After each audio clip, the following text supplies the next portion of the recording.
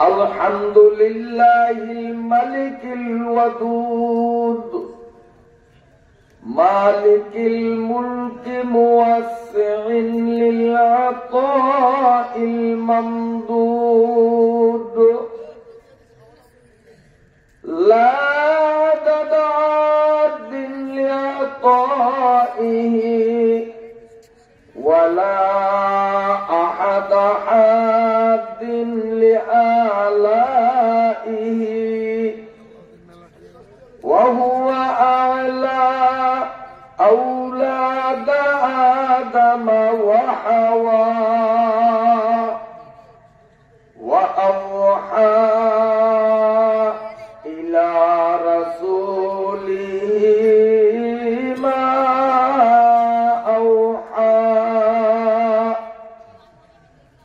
كما أوحى إلى روح الله وإلى موسى لا كما أوحى إلى مطي العسل وإلى أم موسى اللهم صل وسلم دائما على رسولك محمد المكرم الأكرم صعيد السماء وعلى آله الصلحاء السعداء أما بعد فأعوذ بالله من الشيطان الرجيم بسم الله الرحمن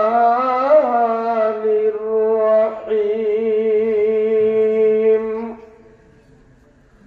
وأمرنا لنسلم لرب العالمين وأن أقيموا الصلاة واتقوه وهو الذي إليه تحشرون وهو الذي خلق السماوات والأرض بالحق ويوم يقول كن فيكون قوله الحق وله الملك يوم ينفخ في الصور عالم الغيب والشهادة وهو الحكيم الخبير صدق الله مولانا العظيم যেই মহান রব্বুল আলামিন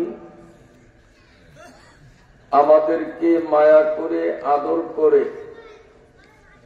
তার একান্ত কৃপায় ধন্য করে সুস্থ সবল দেহমন নিয়ে কোরআনুল কারীমের মাহফিলে আলেম উলামাদের মজলিসে বেহেশতের বাগানে আমাকে আপনাকে আসার মতো সুযোগ করে দিলেন। প্রথমেই মন থেকে সেই আল্লাহ পাকের দরবারে শুকরিয়া জানাই, বলুন আলহামদুলিল্লাহ। আমি আপনাদের মাঝে আসার পর আপনাদের এই আজকের দুদিন ব্যাপী আয়োজিত মাহফিলের শেষ দিন আমি এসে পোস্টার দেখতে পেলাম। পোস্টারে লেখা 2 দিন ব্যাপী 23তম ওয়াজ মাহফিল, স্থান শিবপুর, মরহুম ইব্রাহিম চেয়ারম্যান সাহেবের বাড়ির দরজার আবেদা জালাল হাফিজিয়া মাদ্রাসার উদ্যোগে 23তম ওয়াজ মাহফিল, আজকে শেষ দিন। এটা দেখলাম পোস্টারে, কিন্তু মাদ্রাসার হাফেজ সাহেব হুজুর সহ গণ্যমান্য সম্মানিত একাধিক ব্যক্তি আমার কাছে আবেদন করছেন কোরআনুল কারীমের সূরা আনআমের নির্দিষ্ট 2টা আয়াতের তাফসীর শোনানোর জন্য। তো পোস্টারে পাইলাম ওয়াজ আর আবেদন পাইলাম তাফসীর। এজন্য ওয়াজ কি তাফসীর কি এটা আগে আমাদের বোঝার দরকার আছে। পোস্টারও যাতে ঠিক থাকে, আর এমন ব্যক্তিরা আমার কাছে আবেদন করছে যাদের আবেদন উপেক্ষা করার শক্তি আমার নাই, আবেদন রক্ষাও করা লাগে। এজন্য আজকে ওয়াজও হবে, তাফসীরও হবে ইনশাআল্লাহ। আগে বুঝি ওয়াজ কাকে বলে। ওয়াজ শব্দটা আরবি, এর বাংলা প্রতিশব্দ হলো উপদেশ। বলেন ওয়াজ অর্থ উপদেশ। এখন উপদেশ কারে কয়? নির্ধারিত কোনো একটি বিষয় কেন্দ্রিক অথবা নানান বিষয় ভিত্তিক মানুষের উপকার হয় এই জাতীয় কিছু সৎ উপদেশ কোরআন ও হাদিসের দৃষ্টিকোণ থেকে দেওয়া, এটাকে বলে ওয়াজ। কিছু সৎ উপদেশ দেওয়া নির্ধারিত এক বিষয় ভিত্তিকও হতে পারে, ইতস্ত বিক্ষিপ্ত একাধিক বিষয় ভিত্তিকও হতে পারে। মানুষের দৈনন্দিন জীবনে উপকার হবে, দুনিয়া এবং আখিরাতে লাভবান হবে, এই জাতীয় উপদেশমূলক বক্তব্যকে সংক্ষেপে আরবি ভাষায় বলা হয় ওয়াজ, বাংলায় বলা হয় উপদেশ। এ হলো ওয়াজের সংজ্ঞা। এবার আসুন তাফসীর। তাফসীর কাকে বলা হয়? তাফসীর বলা হয় পবিত্র কোরআনুল কারীমের নির্দিষ্ট কোন সূরা অথবা কোন সূরার নির্দিষ্ট আয়াতকে কেন্দ্র করে ওই আয়াতের শাব্দিক অর্থ, প্রাসঙ্গিক ব্যাখ্যা বিশ্লেষণ করা, এটাকে বলে তাফসীর। তো এজন্য ওয়াজের জন্য কোরআনের কোন আয়াত নির্ধারিত না, এলোপাতারি যেখান থেকে খুশি সেখান থেকে বলা যায়। আর তাফসীর করতে হলে ধারাবাহিকতা রক্ষা করতে হয় নির্ধারিত আয়াতের ব্যাখ্যায় কোরআনের অন্যান্য আয়াত কিংবা নবীজির হাদিস সংশ্লিষ্ট যেগুলো সেগুলাকেও যোগ করা যায়। এজন্য প্রথমে আমরা ওয়াজ দিয়ে শুরু করব, যেহেতু পোস্টার আগে আমি দেখছি আর তাফসীরের আবেদন পরে পাইছি। তাফসীর ইনশাআল্লাহ পরে শোনাবো। অল্প সময় একটু ওয়াজ করি, আপনারা রাজি আছেন? যখন তাফসীর শুরু করব, কোরআন শরীফের যে আয়াতগুলি আঙ্গুল দিয়া ধরিয়ে আমাকে দেখাইছেন মাত্র 2টা আয়াত, আমি সেই 2টা আয়াতই পড়েছি। আমি ইনশাআল্লাহ কোরআন শরীফ খুলে এই 2 আয়াতের তাফসীর যতটুকু আমার আল্লাহ আমাকে তৌফিক দেন আমি শোনাবো। এর আগে আমি পোস্টার যাতে ঠিক থাকে এই জন্য কিছু ওয়াজ করব। আচ্ছা বলেন, আমরা দুনিয়াতে এক সময় ছিলাম না, বর্তমানে আছি, আরেকদিন থাকবো না, এই কথায় আমার সাথে আপনারা একমত না ভিন্ন মত? আচ্ছা, আমরা যে থাকবো না, এই নাই কি শেষ? মরাটাই কি আমাদের শেষ, না মরার পরে আর কোন জীবন আছে? মৌতু কো সমঝায়েগা ফিল ইখতিতামে জিন্দেগি। আগে দিতে चुप। मौत को समझा है गाफिल इख्तितामे जिंदगी, मौत है दर हकीकत सुबहे दवामे जिंदगी। অনেকে মরণকে শেষ মনে করে, মূলত মরণটা হলো এমন জীবনের সূচনা, এমন জীবনের প্রারম্ভিকতা, এমন একটা জীবনের শুরু, যেই জীবনের শুরু আছে শেষ নেই। কথা বুঝতে পারছি? মরণ মানে এমন এক জীবন, যেই জীবনের শুরু আছে শেষ নাই। তো যেই জীবনের শুরু আছে শেষ নাই, এই জীবনে আমরা কোথায় থাকব? স্থানটা কি? স্থান হলো কোরআন এবং হাদিস। গবেষণা করলে দেখা যায় স্থান তিনটা। স্থান কয়টা? তিনটা। মানুষ তিনটা স্থানের যে কোনো একটা স্থানে থাকবে। সংক্ষেপে বলবো, কারণ ওই আয়াতের তাফসীর করা লাগবে, তো এজন্য বিষয়টা খুব সংক্ষেপে বলি। তারপরে আমি আমার সিদ্ধান্ত নেব, আপনি আপনার সিদ্ধান্ত নিবেন, হুজুর হুজুরের সিদ্ধান্ত নিবেন যে জায়গা তো তিনটার আমি কোনটা দখল করব, আমি কোনটায় যাব, এইটা সিদ্ধান্ত আজকে আমরা এখানে বসে করব। যে আমি কি এই জায়গায় যাব, না এই জায়গায় যাব, না এই জায়গায় যাব। তো জায়গা আগে তো তিনটা চেনা লাগবে, তারপরে না সিদ্ধান্ত হবে। কে কোন জায়গায় যাবার নিয়ত করব, সিদ্ধান্ত করব, আগে জায়গা চেনার দরকার আছে নি? তো জায়গা তিনটা চিনাই সংক্ষেপে। তিনটার দুইটা আপনারা চিনেন, আরেকটা এই শুধু হুজুররা চিনে, আপনারা চিনবেন না। আমি এখন যদি জিজ্ঞাসা করি জায়গা তিনটা কি, তো হুজুরের 1 সেকেন্ড দেরি লাগবো না, টপ টপ করিয়া তিনটা বলতে পারবে। আর যদি আপনাদের জিজ্ঞাসা করি, আমি 100% গ্যারান্টি দিতে পারি আপনারা দুইটা বলতে পারবেন, একটা কিন্তু আপনারা পারবেন না। কেন পারবেন না? তার কারণ যদি আপনারাও তিনটা পারতেন, তো কালকে সকালে এই হুজুর করে আঙ্গুল এইটা দেখাইতেন না, এইটা না, এইটা দেখাইতেন যে আমরা করতে কি আমরা কম, আপনারা যা পারেন আমরা একটা কম পারি না। এই কথায় মানির মান আল্লাহ রাখছে, আমি কি করবো? আপনারা দুইটা পারবেন, আরেকটা পারবেন না। কাজে হুজুরগো কাছে ঠেকা আছেন না নাই? ঠেকা আছেন না নাই? আল্লাহ হুজুরগো মান রাখছে, হুজুররা তিনোটার নাম জানি, কিন্তু আপনারা তিনোটার নাম জানেন না। আপনারা দুইটার নাম জানেন, একটা কইবেন দুজক, আরেকটা কইবেন বেহেশত। এর বাইরে 3 নম্বর আম কইতেন পারবেন? পারবেন? পারবেন না। একটা কইবেন দুজক, আরেকটা বেহেশত। জায়গা জানি হুজুর দুইটা ভাগে, 2 ভাগে যাইব। 3 নম্বর আরেকটা জায়গায় আবার না হনুনিয়া কথা, এটা কইলেন কি? ওরে না হনুনিয়া কথা না, ওই জায়গাটার নামে কোরআন শরীফের মধ্যে একটা স্বতন্ত্র সূরাও আছে। সূরাটার নাম হলো সূরায়ে আল আরাফ। বলেন কি নাম? বড় একটা সূরা এই কোরআন শরীফের মধ্যে আছে। সূরার নাম কি?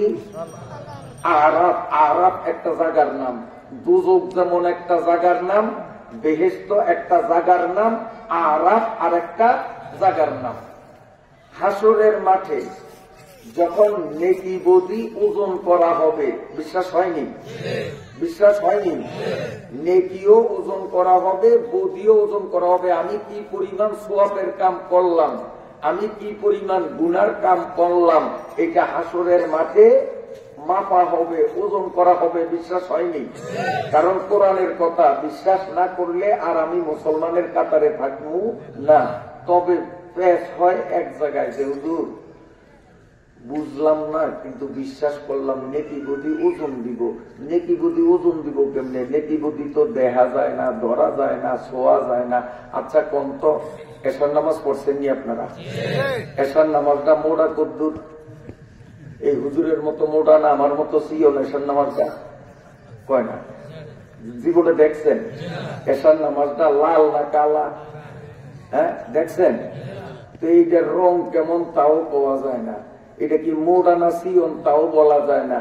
এটা কি আমার মতো এরকম লম্বা, না এই নাবালেক পোলাটার মতো এশার নামাজটা এরকম ছোট? কইতেন পারবেন?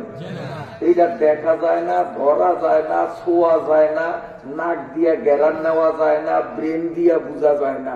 এইটারে আবার মাপবো কেমনে? মাপতো তো পারবো এইটা, কারণ এরা ধরা যায়, ছোঁয়া যায়।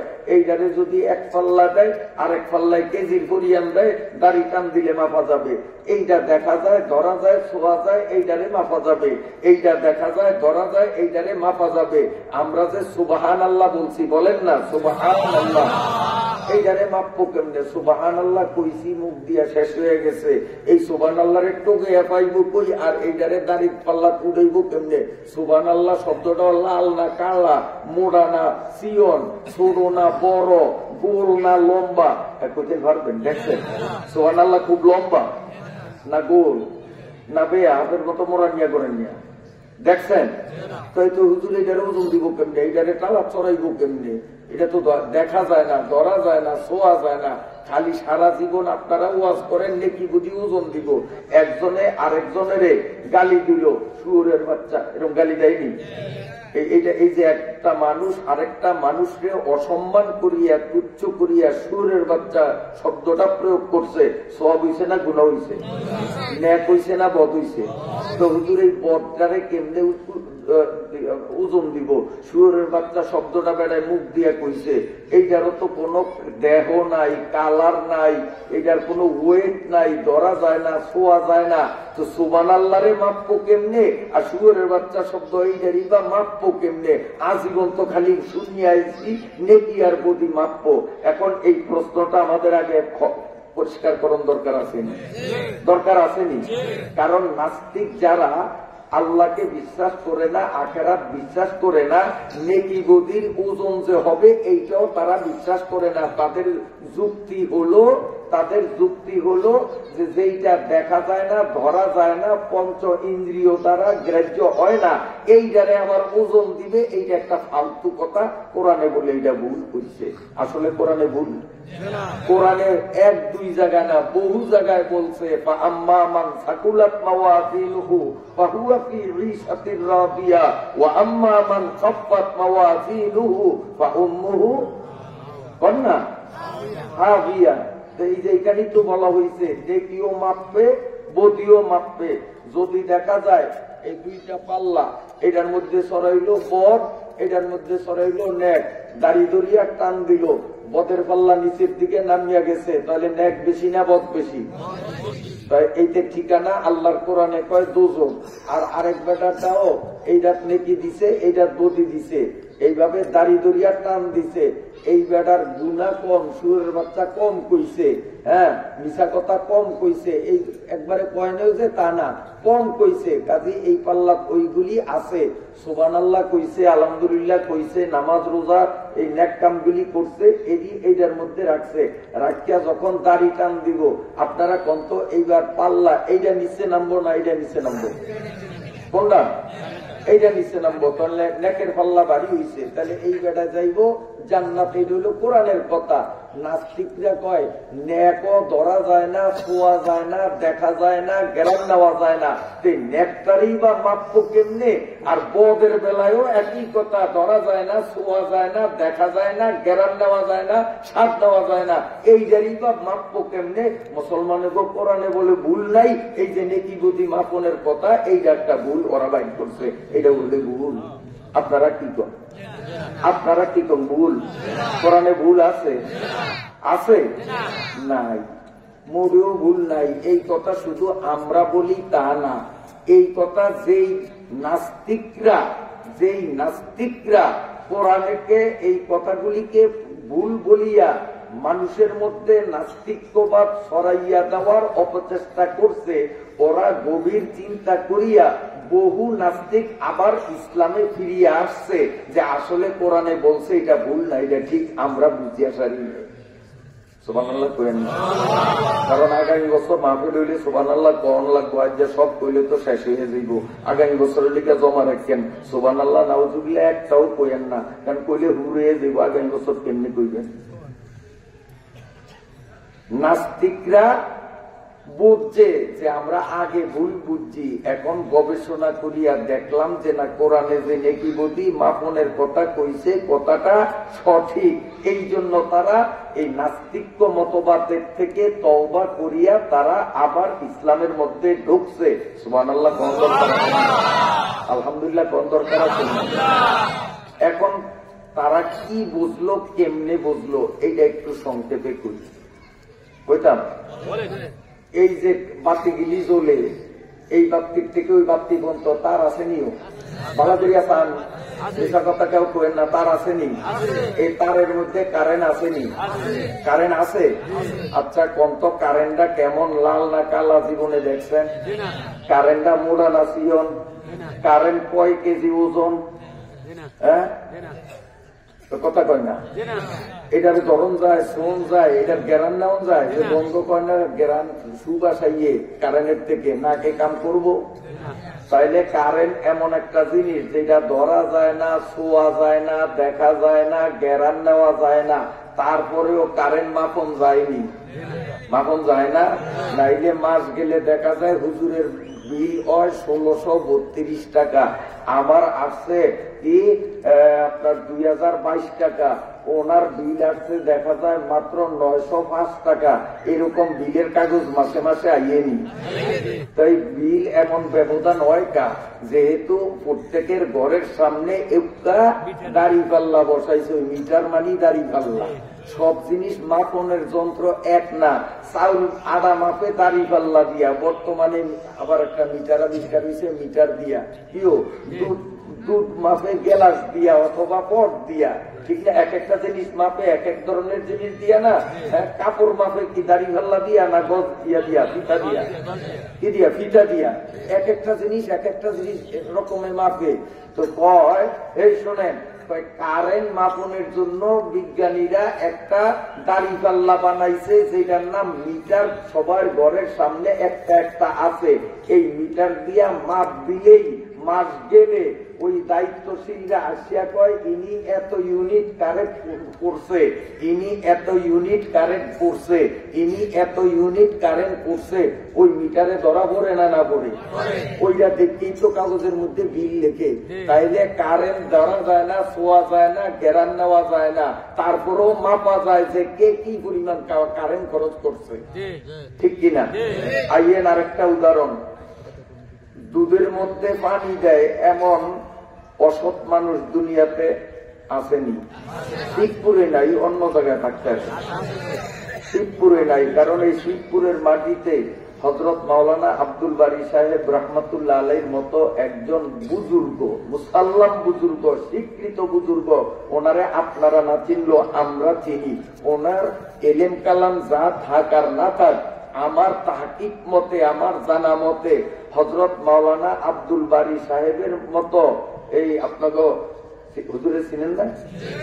হ্যাঁ, আবু ডাক্তারের বাপ, ওনার তাকওয়া, ওনার পরহেজগারি এবং ওনার নেক আমল দেখলে আমরা লজ্জা পাই। ওনার আমল তাকওয়ার কাছে আমাদের আমল তাকওয়া কোনো হিসাবেই পড়ে না। উনি এত বড় একজন বুজুর্গ মানুষ ছিলেন। এইরকম একজন বুজুর্গ মানুষ আমার পিছনে শোয়া, কয়েক হাত দূরে। এই দেশও কি আবার এরকম দুধে পানি দেওয়ার মানুষ থাকতে পারেনি, যেই দেশের মাটির মধ্যে আব্দুল বারী সাহেব হুজুর হইয়া দিচ্ছে। যাক, দুধের মধ্যে পানি দেয় না, কিন্তু পানির মধ্যে দুধ দেয়, এরকম আছে নি? আগে বান্ডের মধ্যে পানি এলো, এরপরে দুধ দোয়ায়, কারণ দুধে পানি দিতে দেওয়া নিষেধ। পানির মধ্যে দুধ দিও না, এই কথা তো হুজুররা কয় না। এই জন্য ওই জগের মধ্যে আগে পানি এলো, এরপরে গরুর দুধ দোয়ায়। এই কিসিমের মানুষ দুনিয়াতে আছে না নাই? আরে সত্য কন আছে না নাই? আছে। থাকার পরে ওই বলা গেলে দেখবেন সরকারের দল, এই খাদ্য অধিদপ্তরের লোক, ভোক্তা অধিদপ্তরের লোক আসে কলমের মতো একটা জিনিস নিয়ে। জিনিসটা দেখতে আস্থা কলমের মতো মনে হয়, কলম, যে কলম দিয়ে আমরা লিখি। এই করে কি এই কলমের মতো জিনিসটারে আনিয়া আমার দিকে চান, আমার দিকে চান। যারা দুধ বেছে এগো বান্ডের মধ্যে এটারে ডুবায়, এটারে ডুবে, ঠিক আছে, আরেকজনের বান্ডের মধ্যে ডুবায়, ডুবে তো ওর আট বান ওটা এত বান্ধে বান্ধে দুধ ও বান্ড সহ সব হেয়ার হাতেই খালের মধ্যে ফালা, একটা সব ফালা, সব ফালা। তার কারণ ওই যে কলমের মতো জিনিসটা এটার মধ্যে ডুবাইছে আর এই কলমের মধ্যে উঠে গেছে যে এখানে যা আছে আগাগোড়া দুধ, এক ফোঁটা পানি নেই। আর এই বান্ডর মধ্যে ডুবাইছে আর মিটারে কয় দুধ আছে 5 কেজি, পানি আছে 1.5 কেজি। আরেকটার মধ্যে ঢুকাইছে আর এই মেশিন কিন্তু এইটাই, এই কলমটা ঢুকাইলেই কয় দুধ আছে 10 কেজি, এর মধ্যে পানি আছে 7.5 কেজি। মেশিনে কিন্তু বোঝা যায়। তাইলে পানির মধ্যে দুধ দিলে ওই পানি কি দেখা যায়, ধরা যায়, ছোঁয়া যায়, গ্রান নেওয়া যায়? কত নাহের দ্বারা নিলে পানির গেরা নাইব না, দুধের গেরা নাইব। চোখ দিয়া চাইলে দুধ দেখা যাইব, পানি দেখা যাইব না। তাইলে এই দুধের সাথে পানি মিশাইলে ধরা যায় না, ছোঁয়া যায় না, গ্রান নেওয়া যায় না, পরিমাপ করা যায় না। তারপরও এইখানে কদ্দুর দুধ আর কদ্দুর পানি মাপনের মতো একটা দাড়ি পাল্লা মিটার মানুষ বানাইতে সক্ষম। এটা ফালাইলেই ধরা খায় যে পানি কদ্দুর, দুধ কদ্দুর। না মিশা কথা কইলাম? মিশা কথা কইলাম? তাহলে মানুষ যদি এইগুলি বানাইতে পারে, আরেকটা জিনিস কই, বাতাস আপনাদের দেশে তো নাই মনে হয়, ওই যে বরদালারে এটারই কি কোন আপনারা বাতাস জীবনে দেখছেন? বাতাস দেখছেন? লাল না কালা? ও সবুজ মনে হয়। দেখছেন? ধরা যায়, ছোঁয়া যায়, গ্রান লওয়া যায়, কিন্তু তারপরেও তো বাতাস মাপন যায়। ওই যে ইউটিউবে খবর শুনলেই শোনা যায় যে এত মাইল ব্যাগে দমকা হাওয়া আসবে, কয় না কয়? হ্যাঁ, এত মাইল ব্যাগে হ্যাঁ কাল বৈশাখীর ঝড় আসবে, বাতাস কি পরিমাণ আসবে, বর্তমানে কি পরিমাণ চলে, এরকম যন্ত্র দিয়া মাপিয়া বিজ্ঞানীরা কইতে পারে না, না পারে? আরে কথার জবাব দেন। এই নাস্তিকেরা দেখলো বাতাস ধরা যায় না, ছোঁয়া যায় না, তারপরও এইটারে মাপার মতো একটা মিটার মানুষ বানাইতে পারছে। বিদ্যুৎ কারেন্ট ধরা যায় না, ছোঁয়া যায় না, তারপরেও এইটারে মাপার মতো মিটার দাড়ি পাল্লা মানুষ বানাইতে পারছে। কার গায়ে জ্বর কত ডিগ্রি ধরা যায় না, ছোঁয়া যায় না, দেখা যায় না, গ্যারান নেওয়া যায় না। আছেন? এই ভূগোল চলে যায়। আবার কোন ডাক্তারে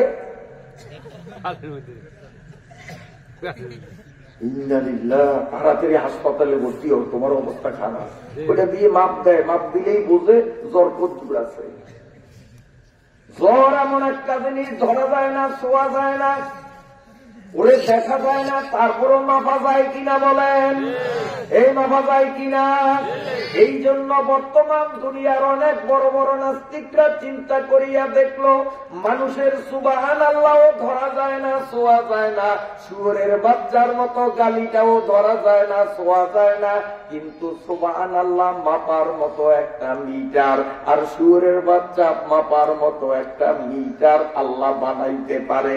হাসরের মাঠে ওই মিটার লাগাইলেই মিটারে বলবে এ জীবনে কয়বার সুবহানাল্লাহ বলছে আর কয়বার শুয়োরের বাচ্চা বলছে, এ জীবনে কয় ওয়াক্ত নামাজ পড়ছে, জীবনে কয় ওয়াক্ত নামাজ পড়ে নাই, জীবনে রমজান মাসে কয়টা রোজা রাখছে, কয়টা রোজা রাখে নাই, জীবনে দুরুদ কয়বার নবীর উপরে পড়ছে আর নবীর উপরে দুরুদ পড়ার সুযোগ পাইয়াও দুরুদ পড়ে নাই, ইত্যাদি ইত্যাদি সব মাপার জন্য আমার আল্লাহ এইরকম একটা মিটার হাসরের মাঠে বসাইতে পারবেনি? পারবেনি? ওরে মিটার বসাই দিছে, কইতেন তো পারেন না। মিটার এফগা আছে, এই যে আমার দিকে চান, এরও আছে মিটার এফগা, এইখানে আছে মিটার এফগা, এই মিটারের মধ্যে ইউনিট উঠতে আছে, ইউনিট উঠতে আছে। যত নেক কাম করমু এই মিটার এটার মধ্যে উঠে, আর যত বদ কাম করমু মিটার এইটার মধ্যে উঠতেছে। আপনারা ভালো মানুষ, এই কিছু কিছু জায়গার খবর শুনছি এইরকম যে একজনের থেকে টাকা নিয়ে তারপরে ওয়াদা করছে তার সাথে, ব্যবসা হুজুর আপনার থেকে 1.5 লাখ টাকা নিলাম, আমি আপনার সাথে ওয়াদা করলাম এই 1.5 লাখ টাকা দিয়া চালান খাটাইয়া এই সিজনে মেঘনা নদীতে যত মাছ পাই দুনিয়ার কোন তহবিলে বেচুম না, মাছ বেগুন আপনার তহবিলে বেচুম যাতে কমিশনটা আপনি পান। এই সিস্টেম আপনাকে এই ঘাটে আছে না নাই? আছে না নাই? আছে। এইরকম ওনার থেকে নিয়া আমি এখন করলাম কি, জাল নিয়া চলিয়া গেলাম একবারে ডালসরেরও দক্ষিণে, পাতিলা কুরিয়ারও দক্ষিণে গিয়া ইলিশ মাছ ধরিয়া চিন্তা করলাম এডি লইয়া আবার বলা যাইয়া হাবের সাহেবের তহবিল বেসুম এনো বেচলে হাবের সাহেব বাসও কইতে পারবো না, দাদাও কইতে পারবো না, বেগুন এনো বেচিয়া আবার জাল ফলাইয়া অল্প দুই এক আলি পাইছে, পাইয়া লইয়া কলটা খারাপ তেল করিয়া এত দূরে গেছি, আল্লাহ গাই নেই কি করতাম, এই 3 আলি মাছ পাইছি মাত্র, অথচ ওইখানে বেশি আসছে কয়েক কাউন। এরকম মানুষ আপনাকে শীতপুরে না থাকলেও অনেক জায়গায় আছে, আছে না না? এই যে ওয়াদা খেলাপ করলো এইটাও কিন্তু মিটারে উঠছে। فأما من ثقلت موازينه فهو في عيشة راضية وأما من خفت موازينه فأمه হাবিয়া। যারা এইভাবে ওয়াদা খেলাপি করিয়া 2 নম্বরই কাম করলো এদের বদের পাল্লাটা ভারী হবে, মানে ওই মিটারে বদের ইউনিট বেশি উঠবে, আর যারা ওয়াদা রক্ষা করছে তাদের নেকের ইউনিটে বেশি উঠবে। আল্লাহ মিটার দিয়া মাপবে, মাপার পরে যার নেকের পাল্লা বেশি, নেকের ইউনিট বেশি, সে শান্তির নিকেতন জান্নাতে চলে যাবে। আর যার বদ বেশি কই যাইব? কয় টাকা? জাহান্নামে। এখন প্রশ্ন দাঁড়াইল, এই পাল্লাই দিল নেক, এই পাল্লাই দিল বদ দিয়া, এইবার দাড়ি টান দিল, এইটাও নিচে নামে না, এইটাও নিচে নামে না, দাড়ি কিন্তু বরাবর। কি বুঝলেন? কি বুঝলেন? যে ওনার সোয়াবও যেই কয় ইউনিট, বদ তত ইউনিট, সোয়াব যেই কয় কেজি, গুণাও সমান সমান, এই জন্য দাড়ি সমান। এই মানুষটা তো জান্নাতও যাইতে পারবে না, নেকের পাল্লা তার ডাউন হয় নাই। এই মানুষটারে দুজকেও দেওয়া যাবে না, কারণ বদের পাল্লা ডাউন হয় নাই। যার দাড়ি সমান সমান থাকবে, আল্লাহ বলবেন তোর জন্য 3 নম্বর জায়গা বানাইলাম, যেই জায়গার নামে আমি কোরআনের একটা স্বতন্ত্র সূরা বানাইলাম। ওই সূরার নাম হলো আরাফ। জান্নাত আর জাহান্নামের মাঝখানে একটা ওয়াল তৈরি করবেন আল্লাহ। এই ওয়ালটার নাম, দেওয়ালটার নাম হলো আরাফ। যাদের নেকি বদি সমান, এই মানুষগুলো ওই দেওয়ালের উপরে থাকবে। এই দেওয়ালের উপরে যেই মানুষগুলো থাকবে, হঠাৎ জান্নাতের শীতল বাতাস তাদের গায়ে লাগবে, খুব মজা লাগবে, আরাম লাগবে। জান্নাতীরা পোলাও কুরমা রোস্ট বিরিয়ানি যখন খাইবে, ওই পোলাও কুরমা বিরিয়ানির গ্রান তাদের নাক ভরে যাবে। মাঝে মধ্যে ওই জান্নাতীরা খাইতেছে, ওইখান থেকে তাদের হাত থেকে ওই যে চামচ দিয়া খাদিম দিতে আছে, এই পাখি কিছু পরে না, না পরে একাধিকের সময় কিছু পরে না, দস্তরখানের উপরে কিছু পরে না।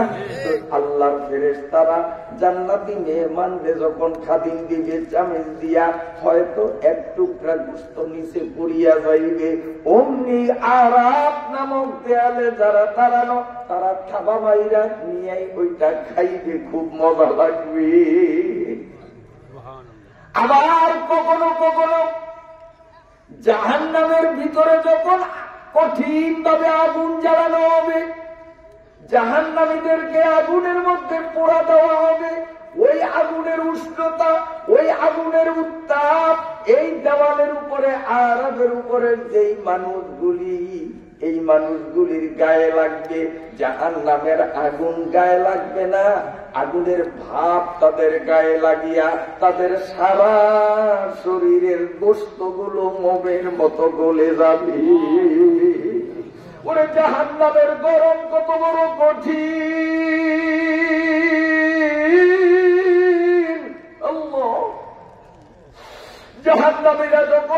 মেজবানি করবে, আর ফেরেশতারা গরম পানি এক গ্লাস আনিয়া দিবে। জাহান্নামী যখন পানিটা পান করার জন্য আমার দিকে তাকান, এই পর্যন্ত নিবে, এখনো ঠোঁটে লাগায় নাই, শুধু এই পর্যন্ত নিল। ওই পানির থেকে যে বাষ্প উঠবে, বাষ্প বুঝেননি? বাষ্প ওই যে গরম গরম উষ্ণতা, তাপ, এই পানির থেকে তাপ উঠবে, এখনো ঠোঁটে লাগাইল না, মুখের সামনে আনলে ওই গ্লাসের পানির ভাব ও তাপ এত সাংঘাতিক, এত মারাত্মক, গোটা চেহারার গোস্ত গুলো মমের মতো গলিয়া গলিয়া ওই গ্লাসের পানির মধ্যে পড়তে থাকবে। এখন মনে করেন পানির ভাব যদি এতটা গরম, পানিটা কত গরম। মদিনার পয়গম্বর সাল্লাল্লাহু আলাইহি ওয়াসাল্লাম বলেন, হে উম্মতেরা আমার সাবধান, সোনামুখী সুই দিয়া এই মাটিটারে যদি জাহান্নাম পর্যন্ত ফুটা করা হয়, মোটা পাইপ দিয়া না, সোনামুখী সুই এইরকম চিকন একটা সুই দিয়া মাটিটারে যদি জাহান্নাম পর্যন্ত ছিদ্র করা হয়, এই চিকন ছিদ্রতে জাহান্নামের আগুনের যেই ভাবটা উঠবে, এই ভাবের কারণে গোটা পৃথিবীর গাছগাছালি গুলি জ্বলিয়া যাবে, গোটা দুনিয়ার উড়ন্ত পাখিগুলো সব পুড়া হইয়া যাবে, গোটা দুনিয়ার মানুষ, গরু, ছাগল, হাঁস, মুরগি, সাপ, বিচ্ছু প্রাণীগুলো মরিয়া যাবে। সোনামুখী সুইয়ের মতো এমন চিকন ছিদ্র পথে নির্গত উত্তাপে যদি গোটা দুনিয়া জ্বলিয়া পুরিয়া ছাই হইয়া যায়, নাফরমান গুলোরে যখন জাহান্নামের আগুনের সাগরে ফালাইয়া দিবে, যার নিচে আগুন, উপরে আগুন, টাইনে আগুন, আগুনের মধ্যে সাঁতার কাটবে, তার মজাটা তখন কেমন লাগবে? ইজান কাসাফল কুমারু وسوف ترى إذا انكشف الغبار أفرس تحت رجلك بالحمار। আল্লাহ আল্লাহ। এইবার ওই জান্নাত আর জাহান্নামের মাঝখানের যেই দেওয়াল, দেওয়ালের উপরে হলো জান্নাত, দেওয়ালের নিচে হলো জাহান্নাম। এই দেওয়ালের উপরে আরাফের উপরে যারা থাকবে, এই মানুষগুলো কখনো কখনো জান্নাতের কিছু পরিমাণ হলেও আরাম উপভোগ করবে, আবার দুদুবিদের নিচে যখন জ্বালানো হবে, ওদের গরম পানি দেওয়া হবে, দুর্গন্ধযুক্ত পুজ তাদের খেতে দেওয়া হবে।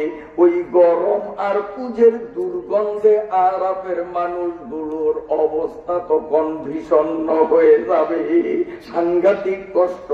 একটা পচা মহিষ যদি খালের মধ্যে আটকায়, একেবারে গোস্ত পচিয়া গলিয়া এমন দুর্বিষহ দুর্গন্ধ ছড়ায়, বলেন তো দাঁড়িয়ে থাকা যাবে পাশে? না, টিপিয়া রাখলেও ভিতরে দুর্গন্ধ ঢুকবে কিনা? ওই জাহান্নামের পচা পুষগুলোর দুর্গন্ধ মরা পচা মহিষের দুর্গন্ধের থেকে কোটি কোটি কোটি কোটি গুণ বেশি। এই পচা দুর্গন্ধময় পুজগুলো যখন জাহান্নামীদেরকে খাইতে দেওয়া হবে, সেই পুজের দুর্গন্ধে আরাফে দাঁড়ানো মানুষগুলোর নাকেও লাগবে। সমস্ত মানুষগুলো বলে, এখানে থাকিয়া বাঁচার থেকে মরাই ভালো ছিল। সমস্ত মানুষগুলো হাহাকার করতে থাকবে। তাহলে জান্নাতে যারা, তাদের শুধু শান্তি আর শান্তি, শান্তির শেষ নাই। জাহান্নামে যারা, তাদের অশান্তি আর অশান্তি, অশান্তির কুল কিনারা নাই। আরাফের মধ্যে যারা আছে, ক্ষণিক তারা শান্তি, ক্ষণিক তারা অশান্তিতে, যেহেতু তাদের দাড়ি পাল্লা সমান। কথা বুঝাইতে পারলাম? বন্ধুরা বাপ, এই যে আরাফের মানুষগুলো দুঃখ বোধ করতেছে, কষ্ট করতেছে, আমার আল্লাহ দেখবে কিনা?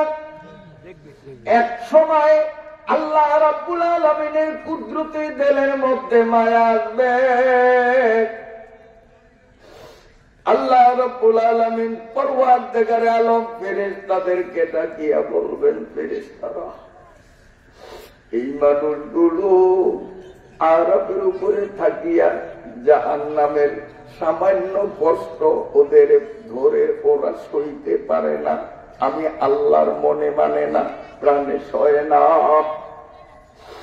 আরাফের উপরে যতজন মানুষ পাও, আমি আল্লাহর ওয়াদার সব কয়দারে জান্নাতে নিয়ে ওদের যখন শান্তি আমি জান্নাতে দিছি, তো অর্ধেককে দিয়া লাগছি, পুরাপুরি দিয়ে দিই, বেদগুলোকে জান্নাতে নিয়ে যাও। সুবহানাল্লাহ।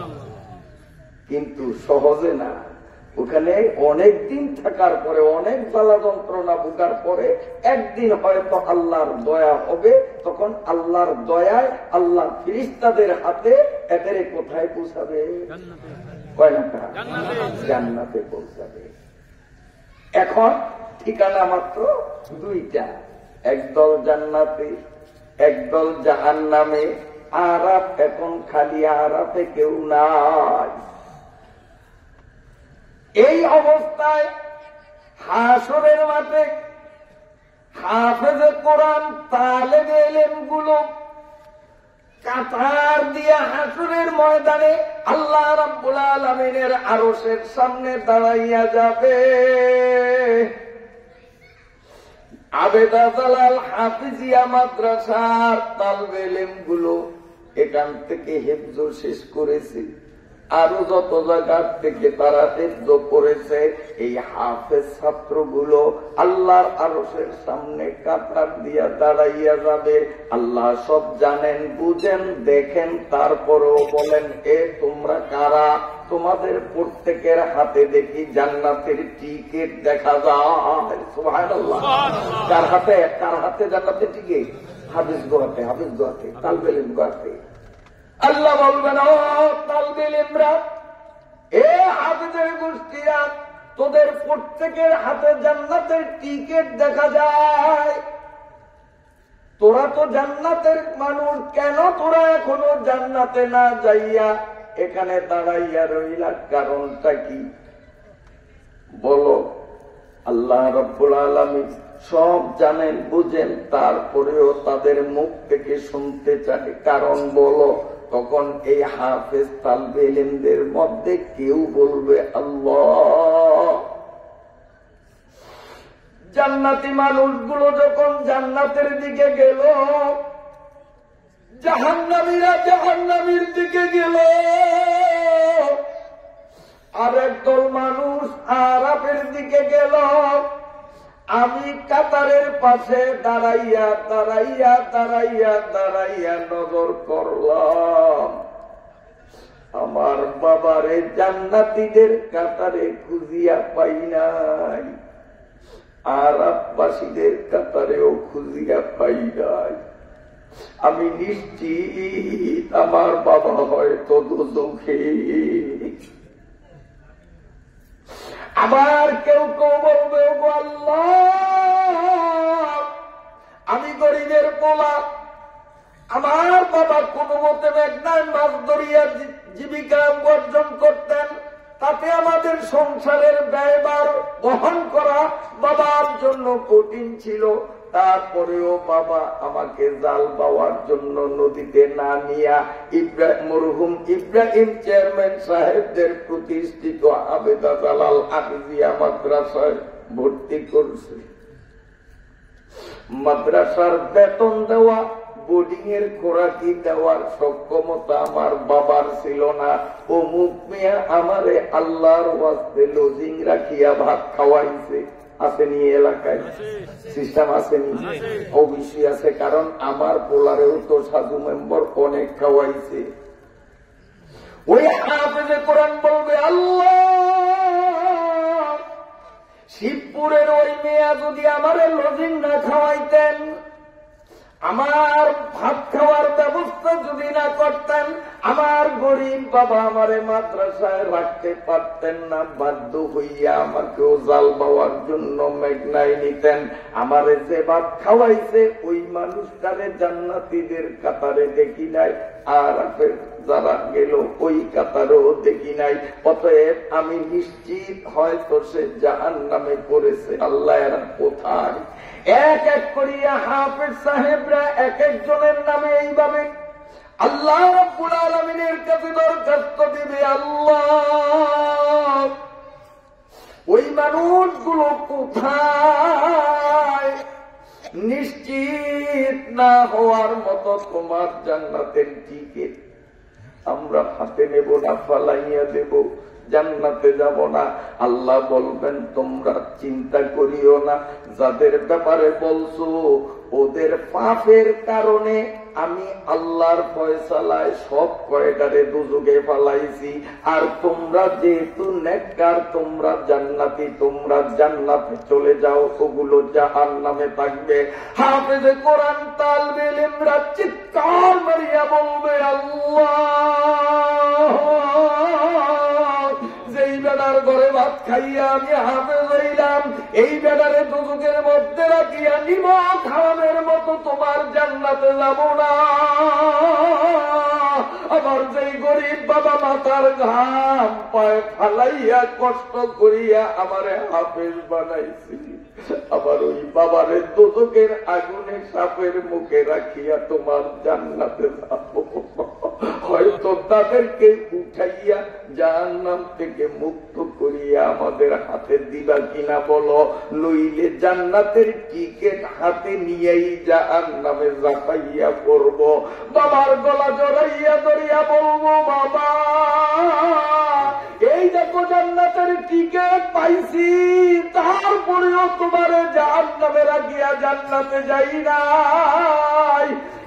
এই কথা বলিয়া জান্নাতের টিকেটটা ফালাইয়া ফেরেশতাদেরকে বলবেন, আমার বাবা আমারে অনেক কষ্ট করিয়া হাফেজ বানাইছে, আমার লজিংওয়ালা অনেক কষ্ট করিয়া আমারে ভাত খাওয়াইছে, এই মানুষগুলোরে কোনো সাজা দিতে পারবা না, তোমাদের যত সাজা দেওয়ার আমাদের পিঠ পাতিয়া দিলাম, আমাদের সাপের মুখ থেকে বাপেরে টানবে। ফেরেশতাদের বলবে, আমার বাবারে সাপে কামড়াবে, আমি সেই সুযোগ দিব না, জাহান্নামের বিষাক্ত সাপের খাবার আমি হব, তবুও আমার বাবারে সাপের কামড় আমি খাইতে দেব না। এই বলিয়া জাহান্নামের সাপের মুখ থেকে হাফেজ যখন বাবারে নিয়ে টানাটানি শুরু করবে, আল্লাহ রাব্বুল আলামিনের কুদরতি দিলের মধ্যে মায়ার তুফান আরম্ভ হয়ে যাবে। দর্দে দিলকে ওয়াসতে পয়দা কিয়া ইনসানো কো, আরে দর্দে দিলকে ওয়াসতে পয়দা কিয়া ইনসানো কো, वरना तो आपके लिए कुछ कम न थे कर्रोबिया, वरना तो आपके लिए कुछ कम न थे कर्रोबिया। হাফেজরা যখন বলল, আল্লাহ এই যে জাহান্নামে দিলাম লাভ দিয়া সাপের মুখ থেকে ওদের সরাইয়া পাহাড়ের মতো বড় বড় গুর্জনিয়া ফেরেশতারা মারবে, ওই গুর্জের তলে আমরা যাব, তবু আমার লজিওয়ালারে, আমার বাবারে, আমার মায়ের গুর্জের আঘাত খাইতে দেব না, দিলাম লাভ। এই বলিয়া যখন হাফেজের দল জাহান্নামের দিকে দৌড় মারবে, আল্লাহ রাব্বুল আলামিন তার কুদরতি হাত দিয়া খপ করিয়া সব হাফেজ কয়টা আটকাইবে। দাঁড়া দাঁড়া, এ হাফেজের দল, চুল পরিমাণ সামনে যাইস না, তোদের সিনার মধ্যে আমি আল্লাহর নাজিল করা 30 পারা কোরআন তোদের সিনার মধ্যে, তোরা যদি জাহান্নামে একটা হাফেজ লাভ দিয়া নামো, আমার কোরআনের তাসিরে জাহান্নামের সমস্ত আগুন নিভিয়া যাবে, জাহান্নামের সাপ বিচ্ছুগুলো মরিয়া যাবে, জাহান্নামের বড় বড় হাতুড়ি গিলে সব পাউডার হইয়া যাবে রে। আমি কাফের বেঈমান নাস্তিক মুরতাদ গুলোরে কি দিয়া সাজা দিব? অতএব একটা হাফেজ তোরা জাহান্নামে লাফ দিতে পারবি না। তোরা তো একজন আর দুইজনের নাম নিয়ে আমার কাছে দাবি করছো। আমি আল্লাহ তোমাদের সুযোগ করে দিলাম প্রত্যেকে হিসাব করিয়া করিয়া এক একজনের 10 জনের লিস্টি দাও। যেই 10 জন জাহান্নামে আছে, আমি একজন হাফেজের সুপারিশে জাহান্নাম থেকে তার আত্মীয় লজিঙালা, তার বন্ধু, এইরকম 10 জনের সুপারিশের পাওয়ার দিলাম। তোমরা সুপারিশ করো, লিস্টি দাও, আমি আল্লাহ জাহান্নাম থেকে উঠাইয়া নহরে হায়াতের পানি দিয়া গোসল করাইয়া তাদের জান্নাতে নিয়ে যাব। বলেন তো হাফিজিয়া মাদ্রাসা হয়েছে ভালো হয়েছে না ক্ষতি হয়েছে? ভালো হয়েছে না ক্ষতি হয়েছে? আলেম উলামাদের সাথে মহাব্বত প্রয়োজন। একজন হাফেজ মাত্র 10 জনকে নেওয়ার পাওয়ার পাবে। আল্লাহ বলবেন প্রতিজনে 10 জন, 10 জন করিয়া লিস্টি দাও। এবার হাফেজরা 10 জন করিয়া লোক উদ্ধার করবে। সুবহানাল্লাহ, হয় না? সুবহানাল্লাহ। এরপরে আলেমরা, হাফেজদের পালা শেষ। এইবার কোরআনের বিজ্ঞ আলেম। হায় হায় কোন আলেম! যেই আলেমরা পাপ কারে কয় চিনে না, যেই আলেমরা কোনদিন সন্ত্রাস কারে কয় বুঝে না, যেই আলেমগুলো কোনদিন কোন রকম অন্যায় অপরাধ করে নাই, অথচ আমরা নিজ চোখে দেখলাম এই ধরনের বুজুর্গ উচ্চ স্থানের সম্মানিত কত আলেমদের হাতে লোহার হাত তৈরি, পায়ের মধ্যে লোহার বেরি পরানো হয়েছে। না মিশা কথা কই? এমন মারা মারছে বলিষ্ঠ যুবক আলেম হক কথা কেন বলে শুধু অপরাধ, হক কথা কোরআনের কথা কেন বলে শুধু এই অপরাধের কারণে অনেক যুবক আলেমদেরকে মারতে মারতে এমন অসুস্থ বানাইছে, হুইল চেয়ারে বসাইয়া তাদের আদালতে নেওয়ার দৃশ্য আপনারা দেখছেন কিনা জানি না। আমি কি মিথ্যা কথা বলছি? মিথ্যা কথা বলছি? অবাস্তব বলছি? হায় হায়! এই আলিমরা আসবে, এবার আলিমরা এসে বলবে আল্লাহ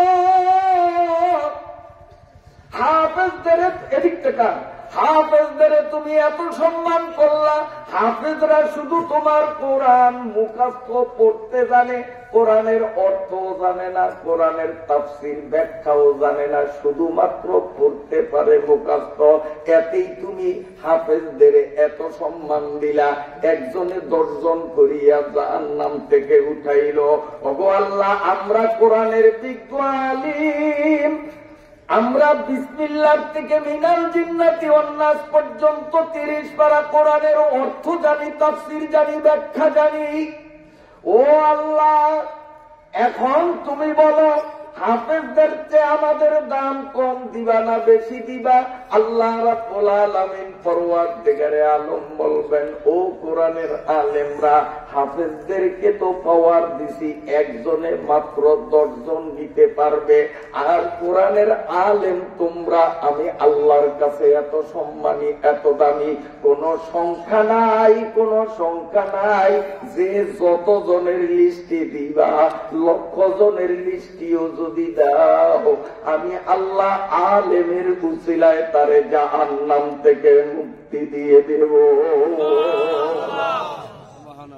হাফেজদের মাত্র 10 জনের উদ্ধারের ক্ষমতা, আলেমের ক্ষমতার কোন পরিসংখ্যান নাই। এখন আপনারা বলেন তো, জাহান্নামীরা জাহান্নাম থেকে যখন সুপারিশের জন্য চিল্লাইবে, আলেমরা কি তার বন্ধুর জন্য সুপারিশ করবে না শত্রুর জন্য করবেন? এই হুজুরের আমি অকারণে কি লেগছি, অকারণে মারছি, অকারণে ওনারে অপদস্থ করছি, আর এখন আমি বিপদে পড়ছি, এই অবস্থায় কি হুজুরের দিলে মানুষ হিসাবে আমার জন্য কোনো মায়া লাগবে? বরং ওনার মনে পুরো বিষটা আরো ভালো করিয়া মরুক, কেউ ঠিক না?